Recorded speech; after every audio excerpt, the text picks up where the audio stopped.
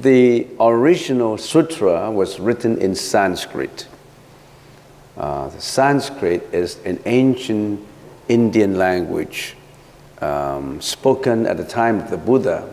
At the time of the Buddha in India, there are many dialects being spoken, but the most common two languages spoken in India at the time of the Buddha, which is about 2,600 years ago, were basically two very popular languages. One is Pali, the other is Sanskrit.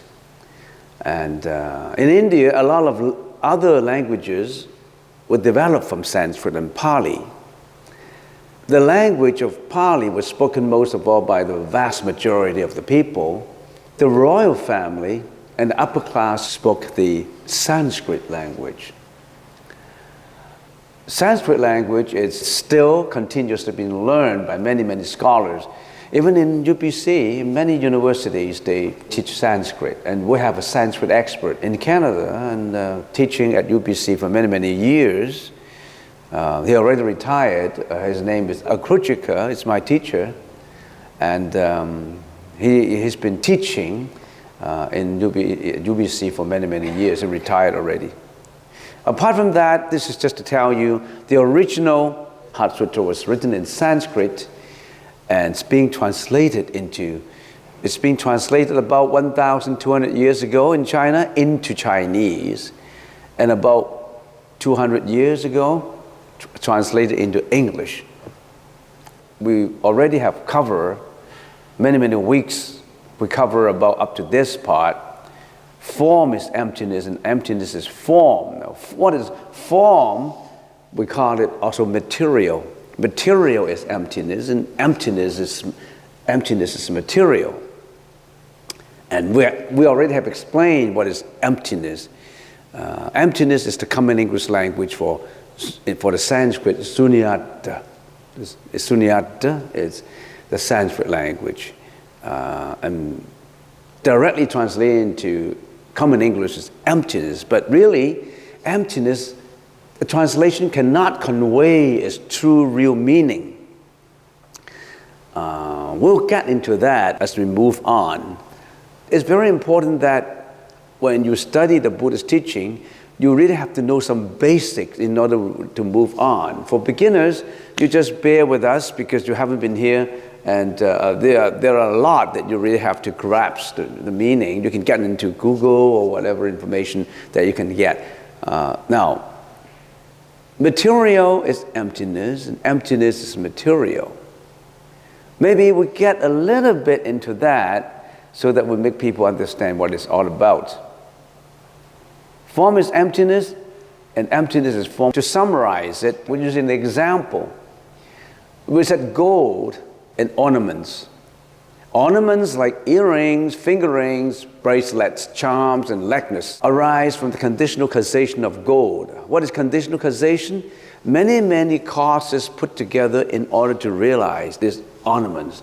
Ornaments are contained in gold, and gold is contained in ornaments, because all phenomena arises from conditional causation of emptiness, so form is emptiness. So in other words, all phenomena, what we see, what we feel, what we hear, what we touch, what we listen to, all these are phenomena. But they arise because of certain thing. They arise, they're empty. Why they're empty? Because each one of this, nothing, every item, everything is emptiness. That means it does not have its intrinsic self nature. It does not have its intrinsic own being, its intrinsic of own becoming. And in the Sanskrit language, we call it svabhava.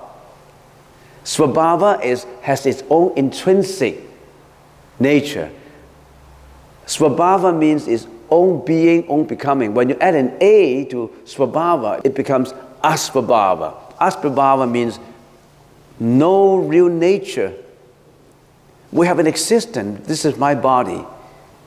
But this body is only fictitious. They exist. Its existence is only conditional causation. It does not, my body, I, me, does not have a real existence.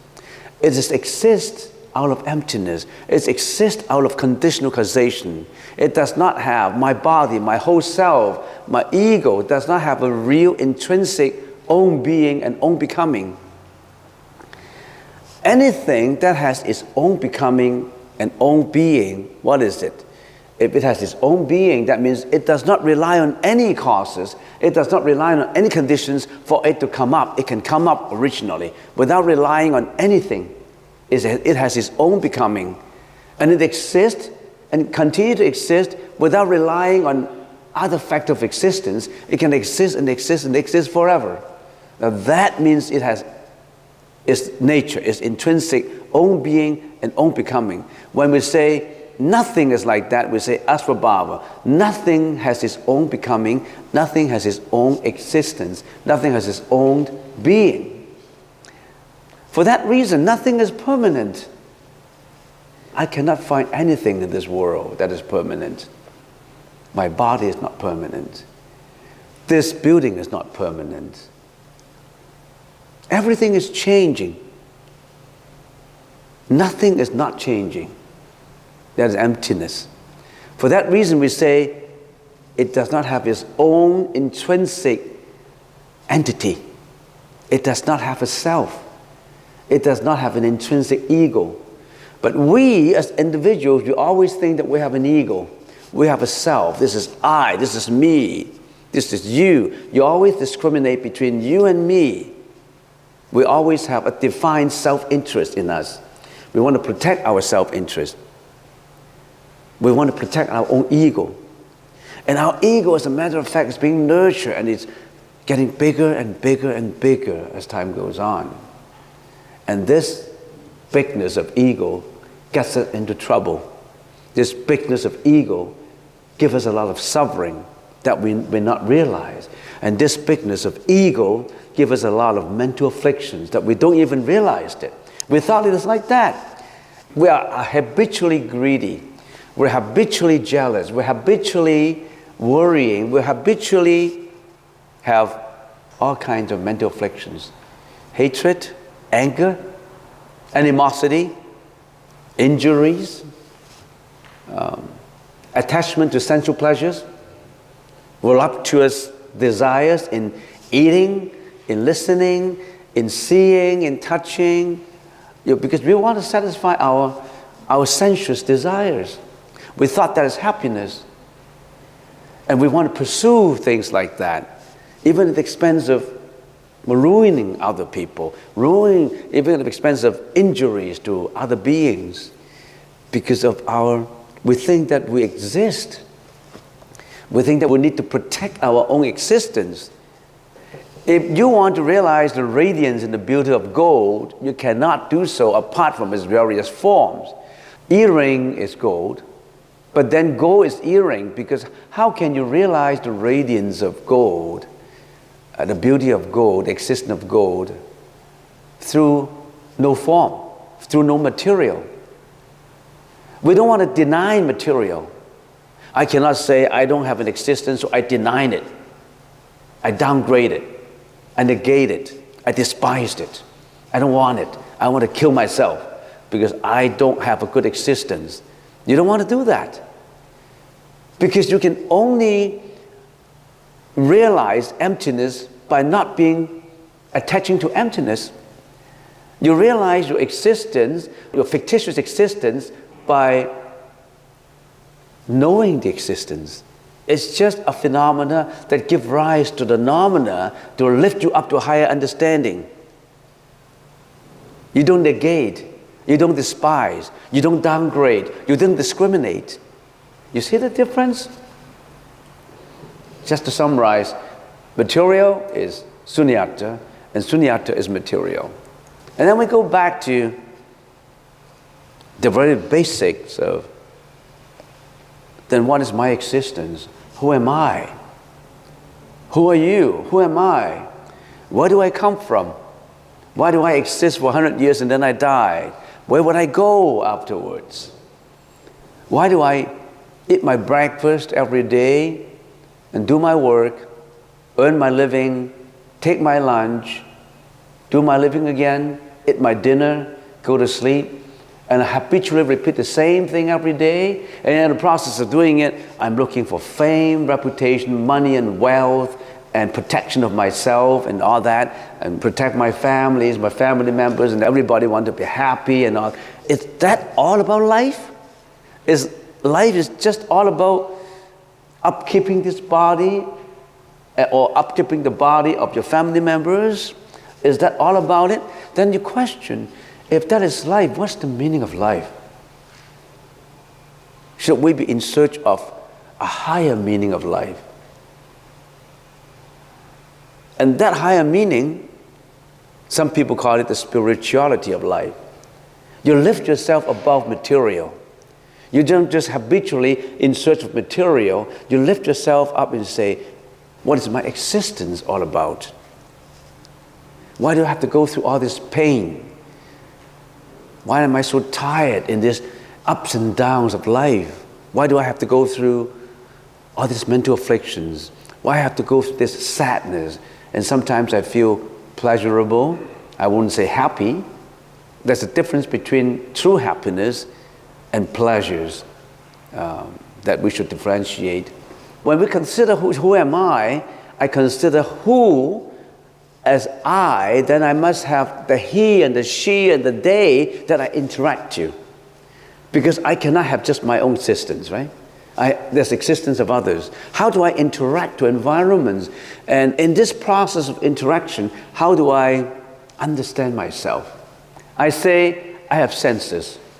I react, I have senses. And I have a reaction.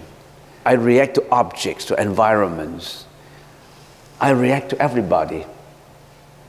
And in the process of these reactions and existence and becoming, my existence comes through. But then what actually is existence? Don't we have to analyze about this existence? Then we say we have eyes, we have ears. I've already gone through this, but just for the purpose of reviewing it back again, we have nose, we have tongue, and then eyes, ears, no tongue are just the front-end salesman of the body. Because if you don't have this front-end salesman, you don't interact. If you don't have eyes, you don't have ears, you don't have nose, you don't have tongue, you're a lump of flesh. We identify this front-end salesman because these front-end salesmen are responsible for reaction. And they receive information. They give out information. In the process of receiving information, giving out information, we call it reaction. Lots of things happen in your existence. But other than this front-end salesmen of senses, sensory organs, we also have the kidneys, the heart, the skin, the skeleton, the liver, and all this. We conglomerate it as an aggregate, we call it the body. We also have the whole body. Because how can you explain yourself just with senses? In addition to senses, your sensory organs, you have the skin, you have the fluid inside of you, you have the movement of the breath, you have water, you have blood, saliva, skeletons, internal organs. But material cannot explain everything. That's just my body in material, in molecules. We're nothing but body cells. These are the body cells. Is that all about our body existence? We say no. We have a mind. It's body and mind. So we have a mind. And with all the body and the mind, that makes the whole reaction complete. But then we say, yeah, we have the body and the mind. What happens when I'm dead, when I die? Am I just like a candle? When I die, then the wind blow me out. This candle, the light no more exists. I don't have an I and you don't have a you.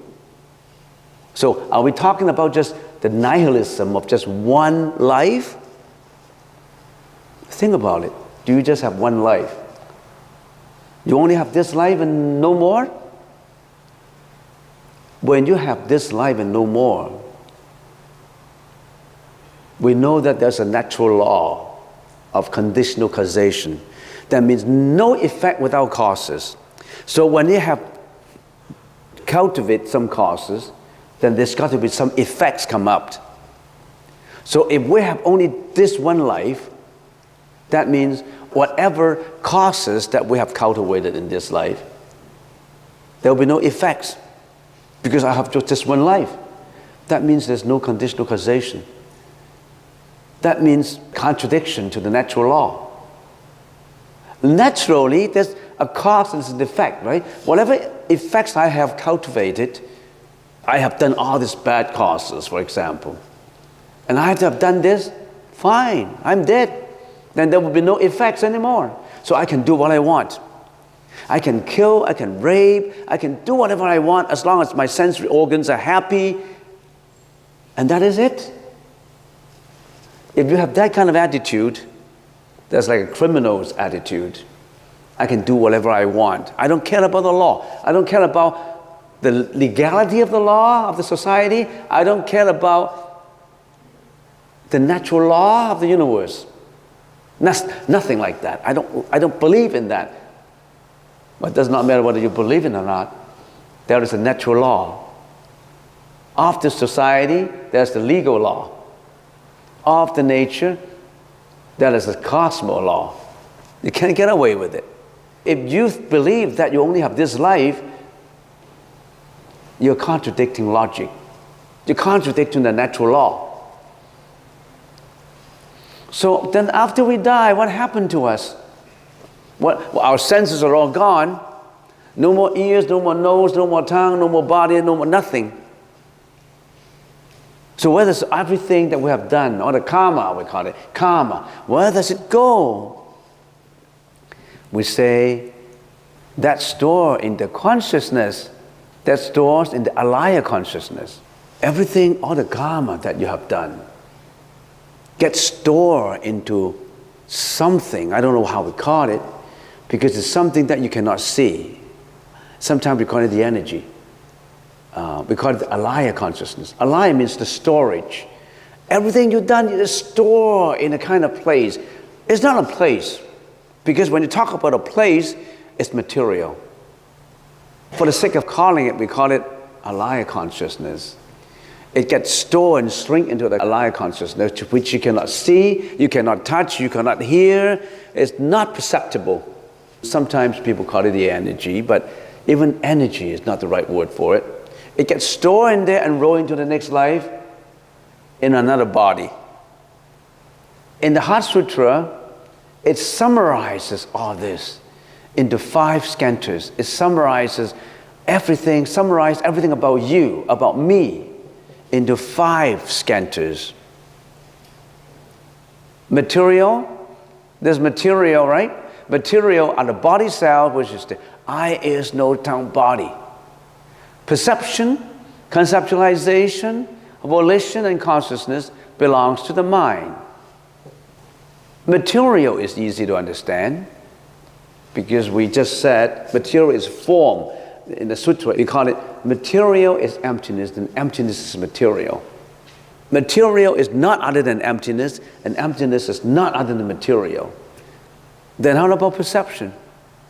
Perception is not other than emptiness, and emptiness is not other than perception. Perception is emptiness, and emptiness is perception.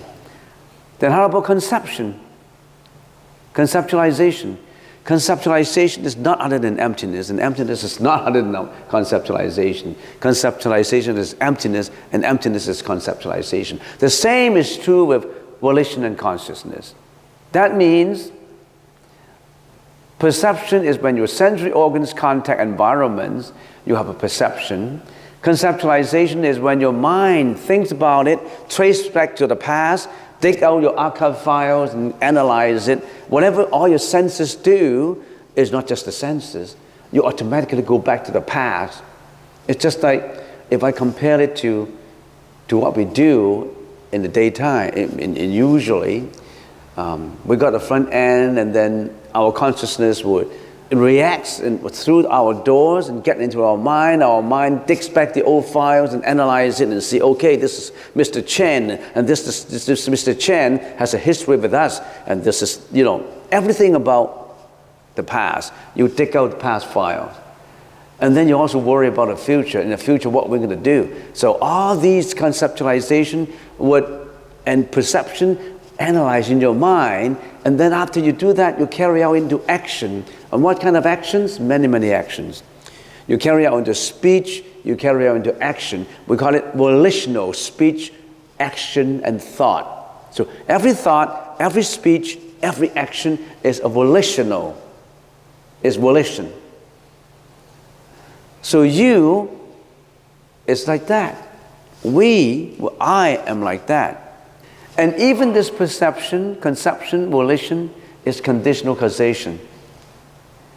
Everything you see that you feel pleasurable is not just that. It comes out because of conditional causation. Every volitional action. Take for instance your volitional action of sitting in here today, listening to a lecture, sitting in here today meditation. That volitional action does not come by without reason. There are conditional causations that cause you to come here. There are causes to bring you here. There are 1 or 2 persons who couldn't start the car in the morning. I'm going to the temple and start the car. Oh, I couldn't start my car, so I'm not going. I got to stay at home. So conditional causation does not come true for him to come to the temple. And even in the middle of the road, say, maybe I should change my mind. Why don't I go to McDonald's to get a hamburger? Why don't I go to a white spot to get a coffee? I don't want to go to this meditation class. So there are many conditions that prevent an individual from coming in here. There are many conditions that make it happen to people. Nothing comes without a reason. Every thought, every action, every speech, it arises without its own being, without its own becoming. It arises because of conditions put together. Then we say, how does it help me? You're a psychologist, you're a philosopher, so what? Yes, conditions. We know conditions, so how does it help me? We're always considering me. How do you benefit me? You always want to benefit, right? Well, I come here, what do I learn? I want to learn something that make me better. What do you learn from conditional causation? You got to build conditions for yourself. You want to build conditions for this spiritual odyssey, that you become enlightened. You want to build conditions for you to be successful in life. You want to build conditions for you to stop the worrying. You want to build conditions for improving your self-confidence. You want conditions for you to be happier, right? So you are a positive, confidence, condition builder. Up to you. You have that ability. You couldn't change the past. It does not matter how bad the past is, how abusive has been your childhood, how happy. You cannot change the past. You can change the present. You can make way for the future. Why don't you do something about it? You can be a Buddha. You can be like Sakyamuni Buddha 2,600 years ago. But you don't want to be. It's a pity.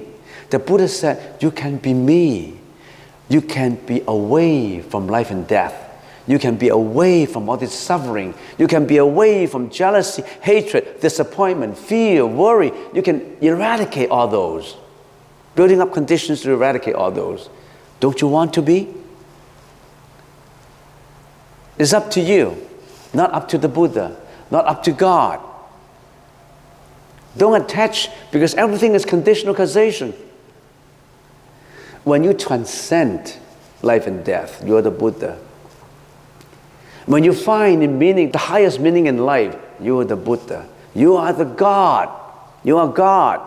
You don't have to look for God. You don't have to look for God. It's right here. You just have to explore it, discover it, unravel it, review it, show it, train it. That's why you come for meditation. And the Buddha told us more than that. The Buddha's teaching can make your life happier. Because you are a conditions builder, a meritorious conditions builder.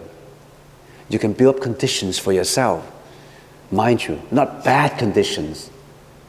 Conditions that benefit people, benefit yourself, benefit the society, benefit all sentient beings. Conditions that make you abstain from killing, conditions that make you abstain from lying, abstain from sexual misconduct, abstain from intoxication, abstain from being egoistic, abstain from being anger, hatred, jealousy, disappointment, feared, inferiority complex. You think the Buddhist teaching is negative? It is the most positive. It tells you all the negative things and say, stay away from those negative things. Stay away from things that make you feel sad, that brings you all the suffering. Walk away from there. Go to Prashta Paramita. How to do it? This is just your first day. This is just your first sitting. You got to walk your path, not just talking about it. It doesn't matter how many books you read. It doesn't matter how many videos you see on YouTube. Some people are constant learner. They want to read, they want to listen, but they've never practiced it. All the books on the shelf, you accumulated. How many of them have you covered from page 1 to page 100? You've been reading, you've been listening, you've been doing all these things, but there's empty talk, empty reading. Walk the catwalk. Don't put your fashion clothes on a hanger. Put it on and walk it out. Practice, practice, practice. The Buddha said there's 3 ways to be a condition builder, to unravel that God in you. 3 ways. Do you want to follow these 3 ways? The first way is morality, precept abiding. Second, samadhi. Third, wisdom. There's 3 ways. Morality is to improve on your conduct so that you won't be carried away by bad karma. All this bad karma that you created, they would cover your real self. They would bring you a lot of suffering. When you are suffering all the time, how can you practice? When you are poor, when you're unhealthy, when you're on the verge of death, when you're always involved in sensual pleasures, how can you even meditate? How can you do the practice? So you really have to stop doing bad karma. Abstain from killing, stealing, sexual misconduct, intoxication. Abstain from bad conduct, then that means you will live happier because you won't encounter bad effects. You can't get away with bad effects. That's the first step. The second step is concentration. And then you concentrate into changing your mind. That's samadhi, concentration. That's why we come for meditation. And then you go a higher level on wisdom in search of the higher meaning of life. Until you reach that meaning, anuttara asamya sambuddhi, that is the Buddha's meaning of life that has been well achieved. Just to generalize. The Buddha talked about millions of volumes of teaching method which tune to every habitual sentient being, because everybody is different. Your education, your conduct, family background, everything is different. And the Buddha, that's why, introduced many, many methods in giving it to you. But the general concept is the same.